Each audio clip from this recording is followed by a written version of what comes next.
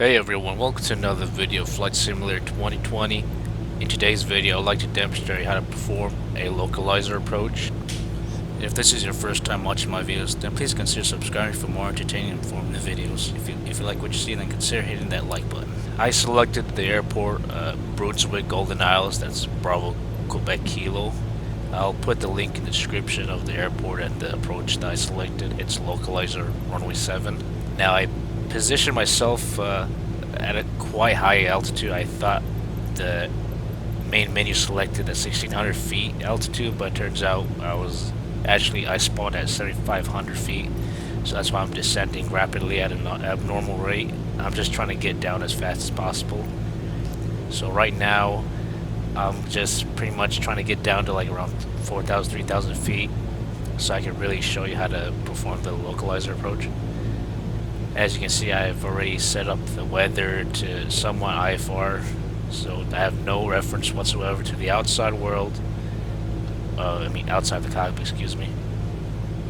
And I have the VFR map, as you can see in the bottom left, open for you as a reference. So the importance of the localizer is it's the same application like an ILS, but except here's the thing though, there's no glide slope reference for you to use. They only give you lateral guidance, that's the left and right, where the needle goes left and right. So right now the localizer for the Brunswick Airport is 108.5. I'll use the second OBS, that's the one that's in the bottom right here for that one. And then here's another trick though, because this isn't a localizer and I have no glide slope reference, I need to use another VOR frequency as a reference. On the approach plate, Brunswick, that's SSI, the frequency 109.8, that frequency will be used in the first OBS number 1, because if you see in the approach plate it says Yoho intersection, that's my final approach fix, and that's the point which I can descend to my MDA of 420 feet. So the reason why I actually have to do this, because once I set the radio of 332 degrees, the needle for the OBS 1 right here, the needle will start to become active and start to drift towards the center where the circle is. That informs you that you are actually on the 332 radial, and that from there you can begin your descent towards your MDA 420 feet. Now we're talking about the OBS number 1. That's the first step you need to do, is to make sure you are across Yoho intersection. Your only indication of you actually descending to your MDA is that once you cross over Yoho intersection, that's when you can start. That's why we use 2 frequencies as a reference. The OBS 1 frequency will be used to know when I can start my descent, and the OBS number 2 will be used to know how far off I am in terms of left or right position, that lateral guidance. That tells me how many degrees I have to be on in order to be centered, in order to be in good position for runway 7. And of course, when you put in these frequencies, you want to make sure they're correct. I've said previously in the ILS approach video that we're pilots, we make mistakes. That's why we always make sure you want to do it right in the first place. I already tuned it in. You just hear the Morse code, like I said, and then that tells you if you're using the correct one. It even shows you on the approach plate what the Morse code indicators are. We're going to brief the approach plate together. So localizer for the Brunswick Golden Isles, localizer runway 7 is 108.5. That's where I set in the OBS number 2, like I said. The approach course, in order to be on point during the approach, is 069 degrees, so 070, somewhat close to that range. Runway length is 8,001 feet. The touchdown zone elevation is 26, and the airport elevation is 26, so nothing much different about that. And then here's the thing though, there's a little note that says DME required. I don't think this aircraft has any DME equipment, because usually a DME tells you how many miles you have from a certain VOR station, something like that. But it's no issue. I'm just trying to show you how to just do a basic localizer approach.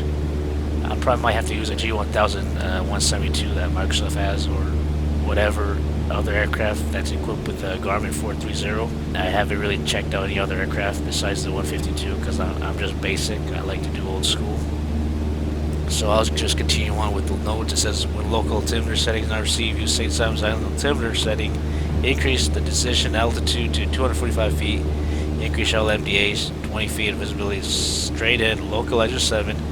Category C is 1/8 statute mile. For in-op ALS, that's the lighting system. Increase straight localizer 7. Category D visibility to 1 mile statute mile and 1/8 for inoperative ALS. That's the light once again.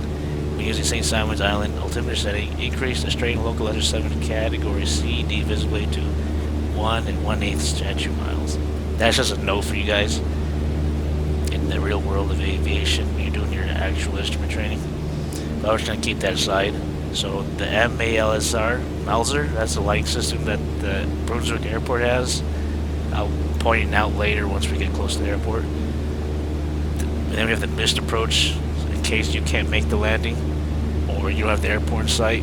So we're going to do a climb to 3000 on heading of 069er and on the St. Simons SSI Vortex on the radial of 018 to Brown SSI 25.3 DME and hold. Now this is why it's very important to have DME, but this plane doesn't have DME, so that's kind of like a disadvantage from that point. And of course we have AWAS, that's the weather station. At the Brunswick Jacksonville Center, that's the ATC guys. Clearance delivery, that's where you get your IFR clearances and such. Unicom is where you collectively will talk to other aircrafts within the area. Or CTAF, that's Common Traffic Advisory Frequency, if I'm correct. CTAF, yeah. So we're gonna go, I'm gonna scroll down. And then here it says you can't be less than 1,700 feet until you reach the Yoho intersection. And from there you can descend down to 420 feet. That's MDA, which is minimum precision altitude. The reason why it's MDA is because it's a non-precision approach. And ILS is considered precision, so that's why it's called decision altitude. Now mind you, make sure to read the approach plate properly, because you're going to notice it says S ILS 7 and S localizer 7. What we're doing is a LOC 7, localizer 7, we're not doing ILS. So this is, we as pilots also make a mistake with that. That's why it's always read the approach plate properly and slowly to know what you are doing. And you have circling. I'll probably do another video on circling. But anyways, so right now we're actually well, I'm trying to stabilize the aircraft, make it straight level. So the lateral guidance, the needle that goes left and right, it's very active as it is right there. So my objective is to make sure it's center, not of course anything. And I'll just wait for the needle in the OBS1 to start to become active and moving leftwards towards the center. And that gives you indication that you are across the Yoko intersection, and then you can start descending from there. So I'm going to keep my aircraft on the 1,700 feet. Can't go lower than that, or I would say you'll be upset about that.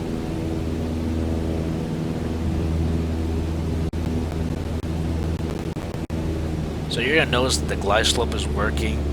In actual reality, we just ignore it. We're doing our localizer approach. We're not even supposed to look at the needle that goes up and down. Your main focus is the left and right needle. The needle that goes left and right, the lateral needle. So here it goes. I think the needle and the OBS1 is moving. If my eyes are playing tricks on me. Oh yes, it's moving definitely. So right there, it's already moving.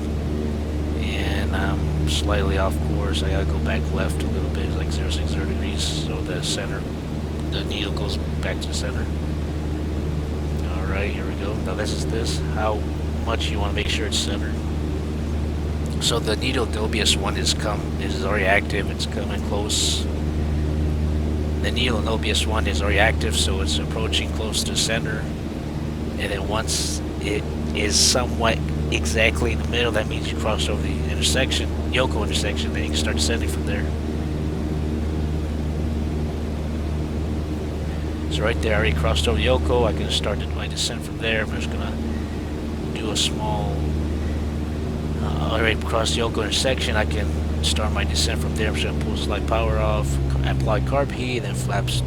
I'm gonna apply flaps. 10 degrees of flaps. Gonna start from there.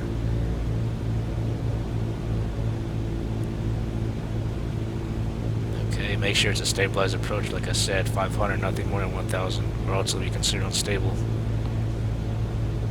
Alright, we're gonna do a knot descent.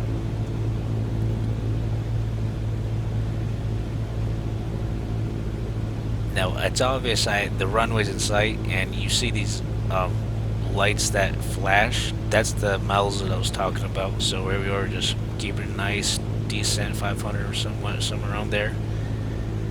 Now, since I already crossed over Yoko intersection, I don't have to worry about the OBS 1. So my only objective is to focus on OBS number 2, make sure it's centerline down to the MDA of 420 feet. So there we go. Keep it nice and smooth. Now we're at 1,000 feet. We still got a few to go.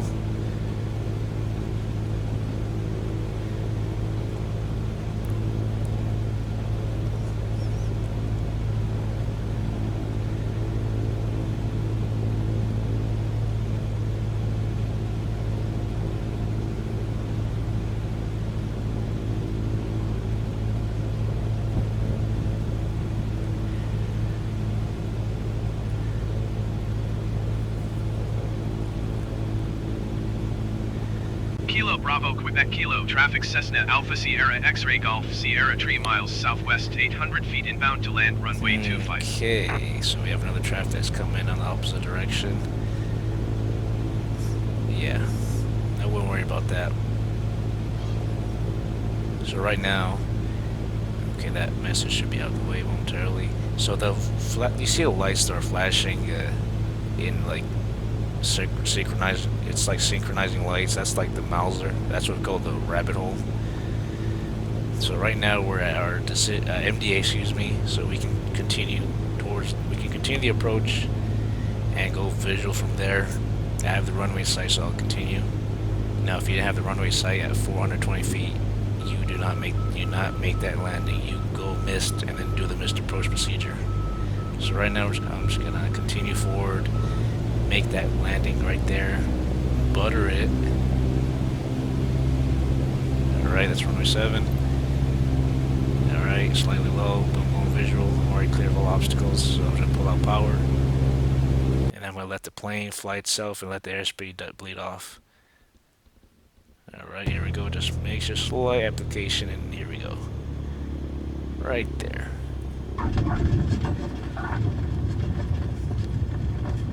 Apply brakes.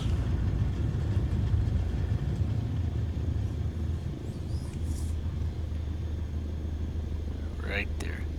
And that is how you do a localizer approach. See, it's not really that challenging, but I think it requires the pilot to use continuous monitoring, because like I said, you're using two OBSs. You use OBS 1 and OBS 2. One's for one frequency and then the other for the other frequency. So hopefully you find this informative. I'll keep producing 152 videos. So like I said, is there anything else I can do, just leave down below the comment and I'll look through it, then I'll see if I can do it in the future videos. So hopefully you find this very entertaining, and I'll be seeing you guys in the next video. Hey there, I think you just reached the end of the video. If you like this video and find it very informative and helpful, then please consider subscribing for more future videos.